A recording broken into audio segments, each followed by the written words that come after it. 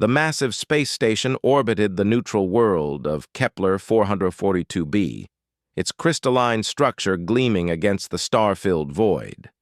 Representatives from across the galaxy had gathered for the most important diplomatic summit in recorded history. The Galactic Council had called this emergency session after reports of a new species had reached the core worlds. A species that defied every known law of biological and social evolution. Ambassador Zethkri of the Hegemony adjusted his environmental suit nervously as he floated through the station's main corridor. His 6 eyes scanned the assembled delegates with practiced efficiency. The serpentine Vashtai coiled around their gravity platforms, their scales shimmering with bioluminescent displays of diplomatic protocol. The towering Chronari stood in perfect formation, their exoskeletons clicking in rhythmic unison as they processed information through their collective neural network. Even the enigmatic void touched had manifested their energy forms for this crucial gathering. Each species represented millions of years of refined evolution, countless civilizations that had followed the natural order of galactic development. First came technological advancement, then social unification, followed by the inevitable specialization that allowed survival among the stars.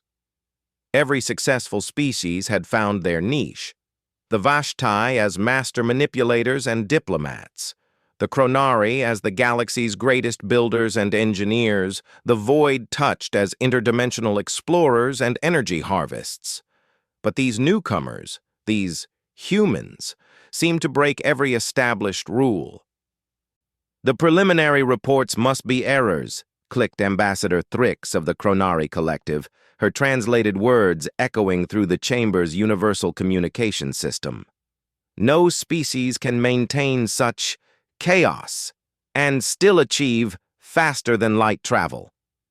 Zethkri's tentacles curled in agreement. The files spread before them painted an impossible picture. Humans appeared to be generalists in a universe of specialists. While most species achieved interstellar travel through singular focus, the Hegemony through biological manipulation, the Chronari through technological integration, the Vashitai through diplomatic conquest, humans seem to have stumbled into space through sheer stubborn persistence and an alarming tendency to ignore impossibility. The chamber fell silent as the massive viewport iris opened, revealing 3 small vessels approaching the station. The ships themselves were a study in contradictions. Sleek curves met hard angles, organic-looking components interfaced with obviously artificial constructs. No 2 vessels appeared to follow the same design philosophy, yet they moved together with practiced coordination. "Fascinating," whispered Elder Synth of the Vashitai, her serpentine form coiling tighter around her platform. "Their technology appears to be a hybrid of at least 7 different developmental paths. How is this possible?" The first human to enter the diplomatic chamber immediately shattered every preconception the assembled delegates had formed. Captain Elena Vasquez moved with the fluid grace of a predator, her dark eyes scanning the massive chamber with obvious curiosity rather than the careful fear most species showed when first encountering the galactic community. She wore no environmental suit, her species having apparently adapted to a wider range of atmospheric conditions than should be biologically possible. Behind her came Dr. James Chen, a scientist whose augmented arm interfaced seamlessly with a data pad, while his unmodified hand gestured expressively as he spoke in rapid, excited tones to his companion. The third human, Commander Kwame Asante, carried himself with military bearing, but his eyes held the distant look of someone who had seen wonders beyond imagination. "Honored delegates," Captain Vasquez said, her voice carrying clearly through the chamber without technological amplification. "I am Captain Elena Vasquez of the Earth Defense Force. My companions are Dr. James Chen, our chief xenobiologist, and Commander Kwame Asante, our diplomatic military liaison. We bring greetings from the United Earth Coalition and the 17 independent colony worlds of the human sphere." A ripple of confusion passed through the assembled delegates. 17 independent colonies. Most species established 3 or 4 carefully planned settlements before declaring their expansion complete. The logistical coordination required for 17 worlds should have taken centuries of careful planning and resource allocation. Captain Vasquez, Ambassador Zethkri spoke, his translator rendering his complex pheromone communication into standard galactic. We have reviewed your species' preliminary data, and we must confess to considerable confusion. Your technological development appears to lack any coherent specialization. Your social structure seems to actively encourage conflict rather than unity. By all established models, your species should have destroyed itself long before achieving interstellar capability. Dr. Chen laughed, a sound that seemed to genuinely startle several delegates. Well, we almost did. Several times, actually. But we're remarkably stubborn about not dying when we're supposed to. The casual way he dismissed near extinction as a minor inconvenience sent another wave of unease through the chamber. Species that survived multiple near-extinction events typically developed highly conservative, risk-averse cultures, yet these humans seemed to treat mortal danger as merely another challenge to overcome. Perhaps, suggested Elder Synth, her voice carrying subtle harmonics of diplomatic protocol, you could explain how your species achieved unity necessary for interstellar expansion. The report suggests your world still maintains hundreds of separate political entities. Commander Asante stepped forward, his bearing somehow managing to be both respectful and utterly unintimidated. We didn't achieve unity, honored Elder. We achieved something better. We learned to work together while remaining different. The United Earth Coalition isn't a government that absorbed other governments. It's an alliance of equals who chose cooperation over conquest. Impossible, clicked Thrix flatly. Efficient resource allocation requires centralized decision-making. Distributed authority systems cannot respond quickly enough to interstellar challenges. Can't they? Captain Vasquez smiled, and something in that expression made several delegates unconsciously step back. Commander, would you share the Titan Station incident? Asante's grin matched his captain's. 3 months ago, our colony on Kepler 1-86F detected an incoming asteroid cluster that would have devastated their agricultural dome. The asteroid field was moving too fast for our ships to intercept using standard approaches. By your protocols, they should have requested assistance from Earth, waited for authorization, then implemented the approved response plan. The whole process would have taken 6 weeks. Instead, Dr. Chen continued enthusiastically, the colonists contacted every human settlement within communication range. Within 48 hours, they had input from asteroid miners on Ceres, atmospheric specialists on Venus, explosive experts from the Belt colonies, and even theoretical physicists from the research station at Alpha Centauri. The solution they implemented, Captain Vasquez finished, used mining charges from 3 different colonies, guidance systems adapted from Belt prospector ships, and a gravitational slingshot calculation developed by researchers who had never even seen an asteroid. Total time from problem identification to implementation, 72 hours. The silence that followed was profound. Ambassador Zethkri's tentacles writhed in patterns that his species used to process incomprehensible data. The concept of 17 separate worlds spontaneously coordinating a complex engineering solution without central authority violated everything they understood about efficient civilization. But the inefficiency, stammered Thrix, her exoskeleton clicking in agitation. The resource waste, the communication delays, the risk of conflicting approaches. Oh, we waste enormous amounts of resources, Dr. Chen admitted cheerfully. We have at least 40 different approaches to faster-than-light travel under development right now. Most of them will probably never work, but 3 of them show real promise, and one of those might revolutionize interstellar travel completely. While our species perfected one form of FTL travel over millennia, Dr. Chen continued. You've developed 40 different approaches in less than a century. The resource allocation alone should have bankrupted your civilization. Captain Vasquez exchanged a look with her companions that seemed to communicate volumes. Dr. Chen, would you explain human economic theory to our new friends? With pleasure, the scientist grinned. See, most of you seem to operate on scarcity-based economics. Limited resources, carefully allocated, maximum efficiency. But humans discovered something interesting about economics. Artificial scarcity is often more limiting than actual scarcity. He pulled up a holographic display that showed trade routes between human worlds. The pattern was unlike anything the delegates had seen. Instead of the typical hub-and-spoke model most civilizations used, human trade routes formed an incredibly complex web of interconnected relationships. Every human world produces something unique, Dr. Chen explained. Not because we planned it that way, but because humans are naturally diverse. Mars specializes in atmospheric engineering because they have to. The belt colonies became master asteroid miners because that's what they found. Kepler 186f developed incredible agricultural techniques because they wanted to terraform their world rather than just survive on it. But this creates massive inefficiencies, protested Elder Synth. Surely a centralized planning authority could optimize resource distribution more effectively. Commander Asante shook his head.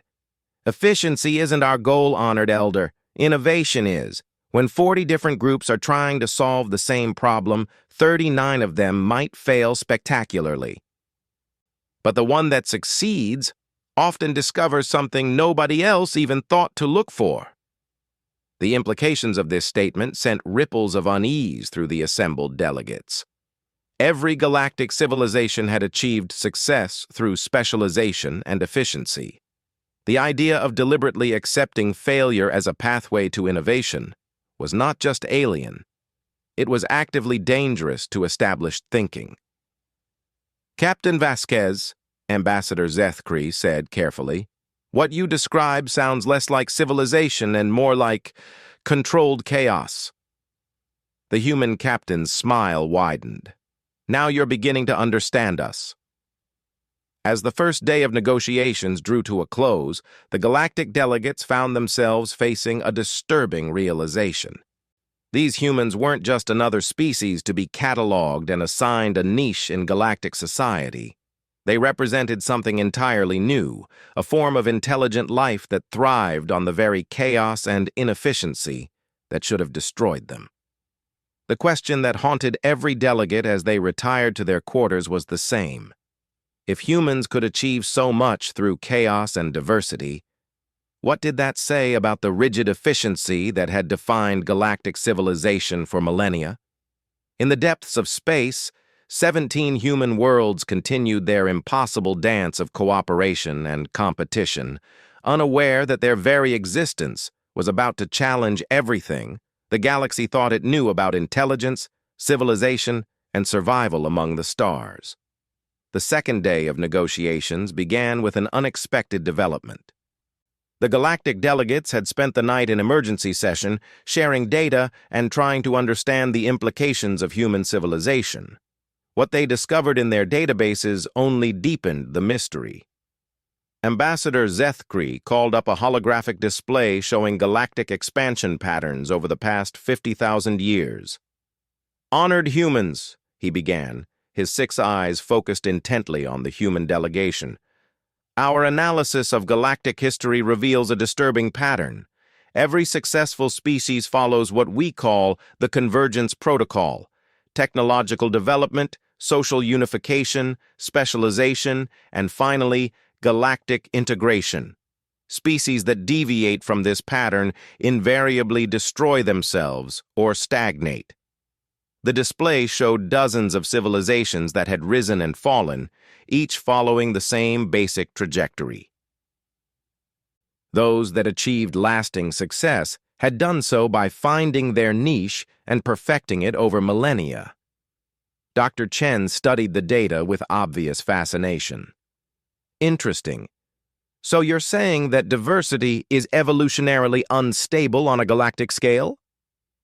Precisely, clicked Ambassador Thrix, her exoskeleton rippling with satisfaction at the human's apparent understanding. The universe rewards specialization. The Chronari achieved galactic status through perfect technological integration, the Vashtai through diplomatic mastery, the hegemony through biological optimization. Each of us found our strength and refined it until we became indispensable to galactic civilization. Captain Vasquez leaned back in her chair, a gesture that somehow managed to convey both relaxation and predatory awareness. And yet, here we are, having achieved interstellar travel through what you consider an impossible approach. Doesn't that suggest your model might be incomplete? The question hung in the air like a challenge.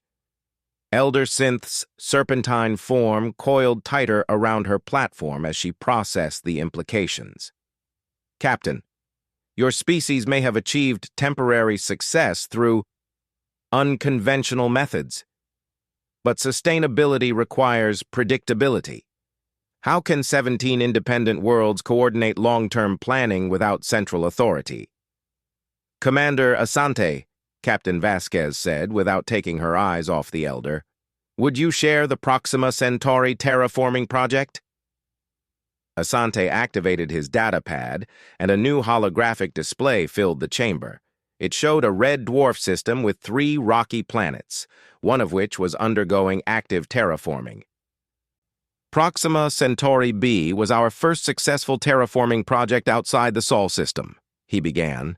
The planet was tidally locked, radiation-soaked, and barely within the habitable zone. According to every galactic terraforming protocol we've studied, it should have taken 3,000 years and required the resources of an entire star system. The assembled delegates studied the data with growing confusion. The planet showed clear signs of successful terraforming: artificial atmosphere, regulated temperature zones, even visible vegetation patterns on the day side. How long did your terraforming actually take? Asked Thrix, her translator struggling to render the clicking patterns of disbelief. 47 years, Dr. Chen answered casually. And it required the resources of exactly 1 mining ship, 2 atmospheric processors, and about 30,000 human colonists who were too stubborn to accept that it couldn't be done. The silence that followed was deafening. Every galactic civilization had attempted terraforming projects.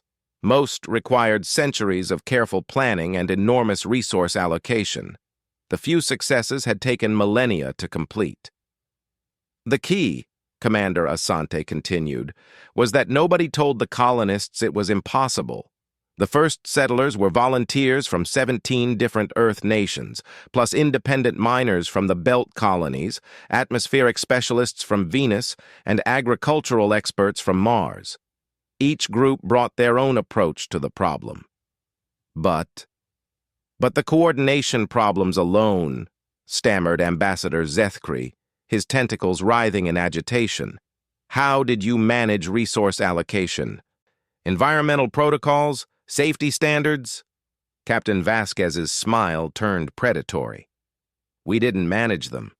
The colonists figured it out themselves.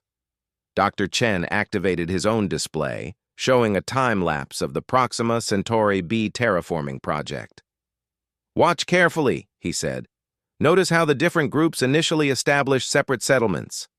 The display showed human ships arriving at the tidally locked planet and immediately spreading out across both the day and night sides.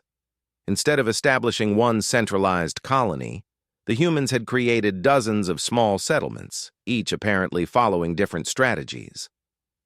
The dayside settlements focused on radiation shielding and solar energy collection, Dr. Chen narrated. Nightside colonies worked on geothermal extraction and deep-surface mining. The Terminator settlements developed atmospheric processing techniques. This is madness, clicked Thrix. Divided efforts, wasted resources, no central planning. Keep watching, Commander Asante suggested. As the time lapse continued, something remarkable began happening. The separate settlements started connecting with each other, not through central mandate, but through voluntary cooperation. Dayside colonies began trading solar collectors for geothermal equipment. Nightside miners shared mineral extraction data in exchange for radiation shielding technology. Atmospheric specialists moved freely between settlements, sharing techniques and innovations. Within 5 years, Dr. Chen continued, the colonists had developed 17 different approaches to terraforming. 16 of them failed spectacularly. But the 17th approach combined successful elements from all the others in ways nobody had planned. The display showed the planet's transformation accelerating dramatically as different techniques combined and reinforced each other. Atmospheric processors designed for dayside conditions were modified with nightside cooling technology. Mining operations began following patterns suggested by agricultural specialists. Solar collection arrays incorporated minerals discovered by deep-core excavation teams. The final terraforming solution, Captain Vasquez concluded, used technologies and techniques that none of our experts had even imagined when the project began. It emerged from the chaos of 17 different groups pursuing 17 different solutions.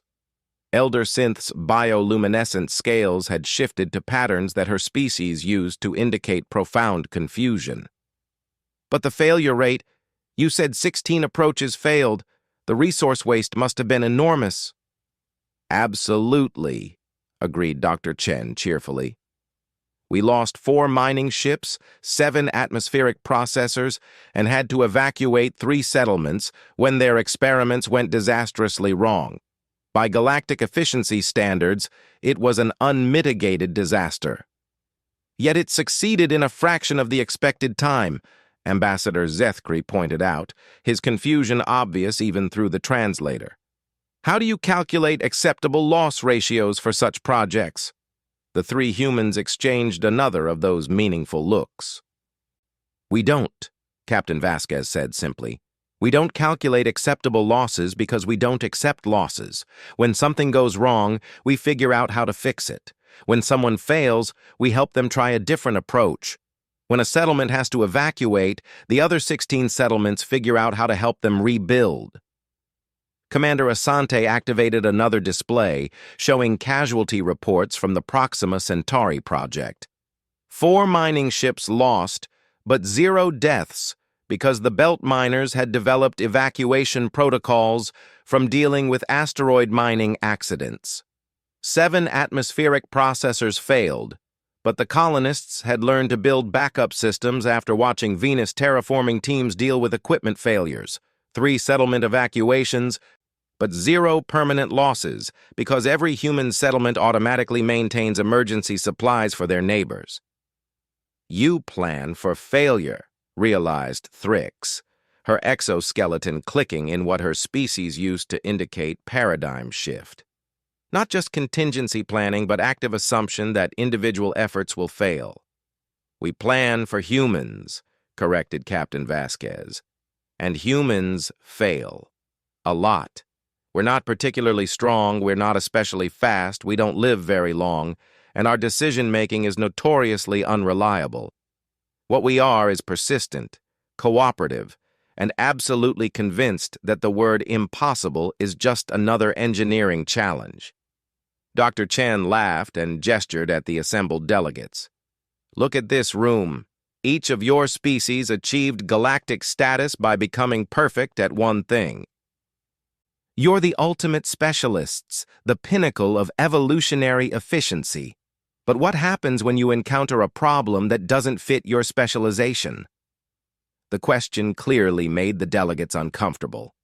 Galactic civilization had operated on the assumption that combined specializations could handle any challenge. The idea of problems that fell outside established expertise was not just uncomfortable, it was threatening to the entire structure of their society. Humans, Dr. Chen continued, never became perfect at anything. We're mediocre at everything and excellent at adapting. When we encounter a problem we can't solve, we don't just apply our specialty. We find 17 different ways to approach it, learn from the 16 failures, and use the lessons to develop 18 different approaches to the next problem. Elder Synth's scales had shifted to deep purple, indicating what her species considered to be existential confusion. But how do you maintain social cohesion? How do you prevent chaos from destroying cooperation? Commander Asante's expression grew serious for the first time since negotiations began. That's the secret that makes everything else possible. We don't maintain social cohesion through authority or genetic programming or cultural conditioning. We maintain it through choice. Choice? Ambassador Zethkri's tentacles curled in patterns that indicated deep confusion. But choice implies the possibility of rejection, of conflict, of social dissolution. Yes, Captain Vasquez agreed simply. Every day, every human in every settlement on every world makes a choice to cooperate with other humans. Not because they have to, not because they're programmed to, not because authority demands it, but because they choose to believe that cooperation creates possibilities that isolation doesn't. When the Proxima Centauri settlements shared resources, it wasn't because Central Command ordered it, she continued. It was because each settlement chose to value the success of the whole project over their individual interests. When miners evacuated from failing operations, other settlements chose to help rebuild rather than abandon the inefficient groups. The implications of this revelation sent visible shockwaves through the assembled delegates. Every galactic civilization had achieved cooperation through some form of biological or social programming. The Chronari shared a collective consciousness. The Vashtai were bound by genetic imperative to seek diplomatic solutions. The hegemony had evolved biological cooperation mechanisms over millions of years. The idea of cooperation through individual choice was not just alien, it was actively dangerous to civilizations built on programmed cooperation. But, stammered Thrix, if cooperation is voluntary, what prevents humans from choosing conflict? What stops individual interests from destroying collective goals? Dr. Chen's expression grew thoughtful. Nothing stops us from choosing conflict, he admitted. We've had wars, civil conflicts, trade disputes, and every other form of disagreement you can imagine.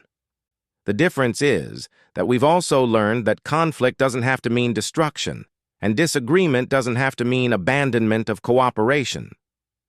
When human settlements disagree about resource allocation, they argue, sometimes loudly, sometimes for years.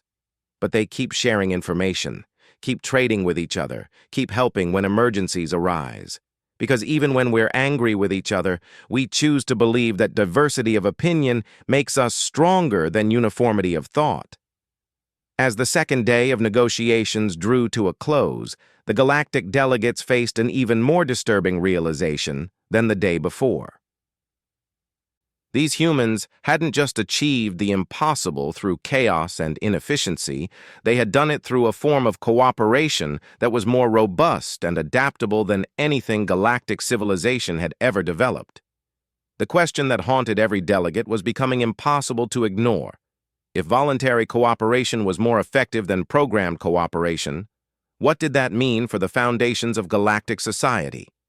In the depths of space, 17 human worlds continued their impossible dance, unaware that their mere existence was beginning to crack the philosophical foundations of an entire galactic order.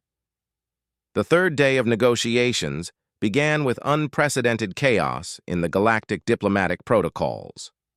Overnight, something remarkable had happened. The delegates had begun talking to each other outside of formal session, not as representatives of their civilizations, but as individuals trying to understand the implications of everything they had learned. Ambassador Zethkri found himself in the observation lounge at Oro 300 Standard Time, staring out at the human ships. He wasn't alone. Elder Synth coiled nearby, her bioluminescent scales shifting through patterns of deep contemplation. Ambassador Thrix stood motionless, her exoskeleton locked in what her species used for intensive data processing. I have reviewed our civilization's historical record 17 times, Thrix announced suddenly. The mathematical models are consistent. The human approach should have resulted in civilizational collapse within 3 generations. Yet they're here, Synth observed, her scales shifting to pale blue. Not just surviving, but thriving in ways our models can't predict. Zethkri's tentacles curled in patterns of frustrated curiosity. I sent a priority communication to the Hegemony's Central Planning Authority last night. I asked them to run simulations of human civilization development using our most advanced predictive models. What did they find? Thrix asked. Computational impossibility, Zethkri replied flatly. Our models couldn't process human civilization beyond the 50-year mark. Too many variables, too many unpredictable interactions, too much chaos. When the formal negotiations resumed, the atmosphere had fundamentally changed. The galactic delegates were no longer trying to understand humans in order to catalog them. They were trying to understand humans in order to question everything they thought they knew about intelligence and civilization. Captain Vasquez sensed the shift immediately. "You've been thinking," she observed with obvious satisfaction. "Captain," Elder Synth began, her scales now cycling through rapid patterns of intellectual excitement, "we need to understand something fundamental. How do humans handle existential threats? Every galactic civilization has faced extinction-level challenges.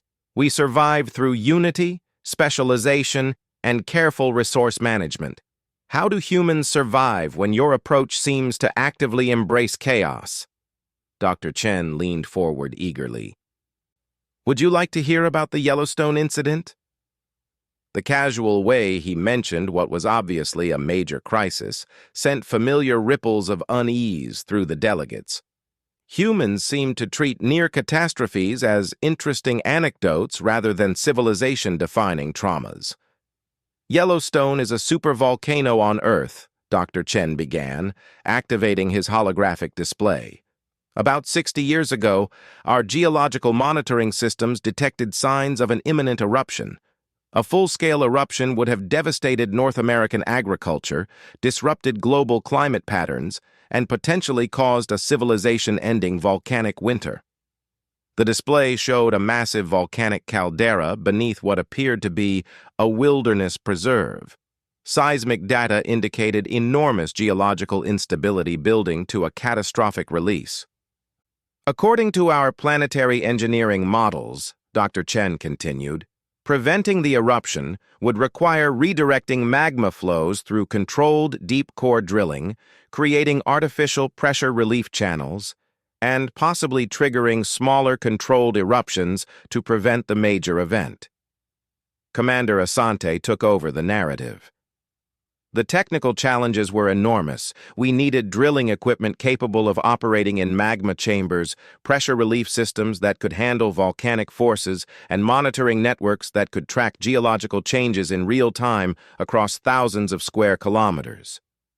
No single Earth nation had the resources or expertise for a project of this scale," Dr. Chen added. "Traditional approaches would have required establishing a global authority, centralizing resources, and implementing a unified response plan. Estimated timeline, 15 years of planning and construction. Problem, the volcano was going to erupt in 3 years. Ambassador Zethkri's tentacles writhed with obvious anxiety. "How did your species prevent civilizational extinction?" Captain Vasquez smiled that predatory smile again. "We did what humans always do when faced with impossible challenges. We ignored the impossibility and got to work." The holographic display shifted to show a map of Earth marked with thousands of activity indicators. "Within 6 months," Dr. Chen explained, "we had geological teams from 37 different nations working the problem. Icelandic experts in geothermal engineering, Japanese specialists in seismic monitoring, Russian deep drilling operations, American volcanic researchers, Chilean mining engineers, Indonesian disaster response teams." "But the coordination problems," protested Thrix. "The language barriers, the technological incompatibilities, the resource allocation conflicts were enormous, agreed Commander Asante cheerfully. The first year was a disaster. Teams working at cross purposes, equipment failures, communication breakdowns, 3 near-fatal accidents, and at least 17 different approaches that failed spectacularly. But humans don't give up, Dr. Chen continued. When the official international response plan bogged down in bureaucratic conflicts, individual researchers started sharing data directly. When equipment incompatibilities prevented cooperation, engineers began designing hybrid interfaces on their own time. When resource conflicts threatened to derail the project, local communities started funding operations through volunteer donations. The display showed a fascinating evolution of cooperation. Official government efforts appeared as large, slow-moving organizational blocks. But spreading like a web among them were thousands of smaller connections, individual scientists sharing data, engineering teams collaborating across national boundaries, local communities supporting research efforts with their own resources. The solution that actually prevented the eruption, Captain Vasquez concluded, wasn't developed by any government or international authority. It was created by a 15-year-old girl in Mumbai who had been following the project through online research forums. The silence that followed was profound. The implications of a crucial breakthrough being made by an individual with no official authority or specialized training violated every principle of efficient problem-solving. A child? Elder Synth's scales had shifted to deep purple again. How could an untrained individual develop solutions that escaped expert analysis? Dr. Chen's grin widened. Because experts knew too much about what was impossible. Priya Sharma was studying volcanic systems for a school project. She had access to all the research data because human scientists publish everything openly. She didn't know that magma flow dynamics couldn't be influenced by harmonic resonance patterns, so she started calculating whether controlled seismic waves could create pressure relief without drilling. The mathematics were incredibly complex, Commander Asante added. But Priya had been using quantum processing networks for her calculations, not because she was trying to solve an impossible problem, but because they were available through public education systems, and she was curious about whether her theory would work.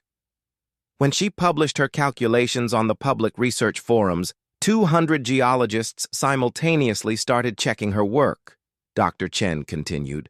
Within 72 hours, teams in 12 different countries were building equipment to test her harmonic resonance theory. The holographic display showed the final solution, a network of precisely tuned seismic generators creating controlled harmonic vibrations that gradually relieved magma pressure without triggering a major eruption. The engineering was elegant, the mathematics were sophisticated, and the entire approach had emerged from what the galactic delegates could only classify as impossible circumstances. The Yellowstone system is now stable, Captain Vasquez concluded. Total cost, roughly 1/10 of what traditional approaches would have required. Timeline, 2 years from problem identification to permanent solution. Resource utilization, volunteers, public education networks, and a teenager who was too curious to accept that the problem couldn't be solved. Thrix's exoskeleton was clicking rapidly in patterns her species used for cognitive recalibration. This violates every principle of resource efficiency and expertise utilization. How do you prevent such chaotic approaches from causing catastrophic failures? The 3 humans exchanged another of those meaningful looks. We don't prevent them, Dr. Chen said simply. We embrace them, because catastrophic failure is still better than guaranteed extinction through inaction. But, Ambassador Zethkri protested, surely some form of quality control, some screening of approaches, would have eliminated Priya's solution before it was ever tested, Captain Vasquez interrupted. Every screening protocol your civilizations use is designed to filter out approaches that don't conform to established expertise, but breakthrough solutions often come from outside established expertise. Commander Asante activated one final display showing human technological development over the past century. "Look at our innovation patterns," he suggested. Faster-than-light travel was developed by a mining engineer who was trying to solve asteroid belt transportation problems. Our most efficient fusion reactors were designed by agricultural specialists working on crop optimization. Our breakthrough medical nanobots were created by entertainment programmers working on interactive simulation systems. None of our major technological advances came from specialists working within their fields, Dr. Chen added. They came from generalists applying techniques from completely unrelated fields to problems that everyone else had classified as impossible. The implications were staggering. Every galactic civilization had achieved technological advancement through systematic specialization and expertise development. The idea that breakthrough innovations came from outside specialization wasn't just alien. It suggested that specialization itself might be limiting technological development. Elder Synth's scales had shifted to rapid cycling patterns that her species used for paradigm reconstruction. "You're suggesting that expertise creates limitations rather than capabilities?" "We're suggesting that expertise creates both," Captain Vasquez replied. "Specialization makes you incredibly effective at solving problems within your field, but it also makes it harder to see solutions that require combining multiple fields in ways nobody has tried before. Humans never became expert enough at any one field to be limited by its assumptions," Dr. Chen continued. "We remain generalists who are willing to try anything, combine everything, and learn from failures that specialists would never risk attempting." As the final day of negotiations drew to a close, the galactic delegates faced a choice that none of them had anticipated. The evidence was undeniable. Human civilization had achieved remarkable success through approaches that contradicted every established principle of galactic society. The question was no longer whether humans deserved a place in galactic civilization, but whether galactic civilization was ready to learn from humans. "Captain Vasquez," Ambassador Zethkri said slowly, "what do humans want from galactic civilization?" The human captain's expression grew thoughtful. "Honestly, we want to share. We want to learn from you, and we want you to learn from us. We want to see what happens when human chaos meets galactic efficiency. We want to discover what becomes possible when voluntary cooperation combines with specialized expertise. We want to try 17 different approaches to galactic civilization and see which ones work," Dr. Chen added with obvious enthusiasm. "We want to fail spectacularly at some things and succeed impossibly at others," Commander Asante continued. "We want to help you solve problems you didn't know could be solved, and we want you to teach us how to do things we never imagined were possible. Most of all," Captain Vasquez concluded, "we want to choose cooperation with you. Not because we have to, not because authority demands it, but because we believe that cooperation between different forms of intelligence will create possibilities that none of us can imagine alone." The vote, when it came, was unprecedented in galactic history. For the first time, the Galactic Council voted not just to admit a new species to membership, but to fundamentally alter the principles on which galactic civilization operated. The resolution was simple. Galactic society would begin experimenting with diversity rather than specialization, with voluntary cooperation rather than programmed unity, with chaos rather than efficiency, not as a replacement for existing approaches, but as a complement to them. 6 months later, the first joint human-galactic project began. The attempt to terraform the tidally locked world of Proxima Centauri C using combined human chaos and galactic expertise. Early reports suggested that the project was proceeding faster than anyone had thought possible, though it was also generating more spectacular failures than any galactic engineering project in recorded history. The universe, it seemed, was about to become a much more interesting place. 17 human worlds continued their impossible dance of cooperation and competition, now joined by curious delegates from across the galaxy who had come to learn whether controlled chaos might be more powerful than perfect order. The answer, most observers agreed, was likely to be both unexpected and revolutionary. The age of human influence on galactic civilization had begun, and nothing would ever be quite the same again.